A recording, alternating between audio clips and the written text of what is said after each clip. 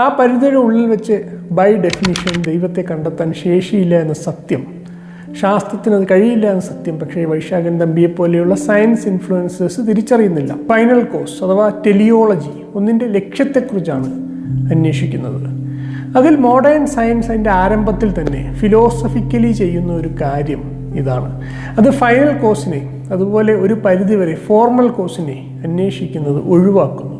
കാരണം ഈ കോസുകൾ, കാരണങ്ങൾ വസ്തുതയല്ല, അതായത് നാം നേരത്തെ സൂചിപ്പിച്ച ഒബ്ജക്റ്റീവ് റിയാലിറ്റിയെക്കുറിച്ചല്ല, മീനിങ്ങിനെ കുറിച്ചാണ് പറയുന്നത് എന്നതാണ് പറയുന്നത്. അത് ശാസ്ത്രത്തിൻ്റെ പരിധിയിൽ വരുന്നതല്ല. ഈ വിധത്തിൽ ശാസ്ത്രത്തിൻ്റെ മെത്തഡോളജി പരിമിതപ്പെടുത്തുകയോ കൃത്യപ്പെടുത്തുകയോ ചെയ്യുന്നത് മൂലമാണ് അതിൻ്റെ മേഖലയിൽ പരിധിയിൽ വരുന്ന കാര്യങ്ങളിൽ വലിയ പുരോഗതി നേടാൻ കഴിഞ്ഞത്. അദ്ദേഹത്തിൻ്റെ തന്നെ ഭാഷയിൽ പറഞ്ഞാൽ സയൻസിന് അൺനോൺ ആയതിൽ നിന്നല്ല, സയൻസിന് അൺനോവബിൾ ആയതിൽ നിന്ന് തന്നെയാണ് ദൈവവിശ്വാസം രൂപപ്പെടുന്നത്. നാളെ അതും സയൻസ് മനസ്സിലാക്കുമെന്നതാണ് പറയുന്നതെങ്കിൽ സയൻസ് എന്താണ് പ്രവർത്തിക്കുന്നത് എന്നതിൻ്റെ അജ്ഞതയിൽ നിന്നേ അതിന് കഴിയൂ. അല്ലെങ്കിൽ സയൻറ്റിസം എന്ന ഒരു ഡോഗ്മാറ്റിക് സമീപനം സ്വീകരിക്കുന്നതിലൂടെ മാത്രം.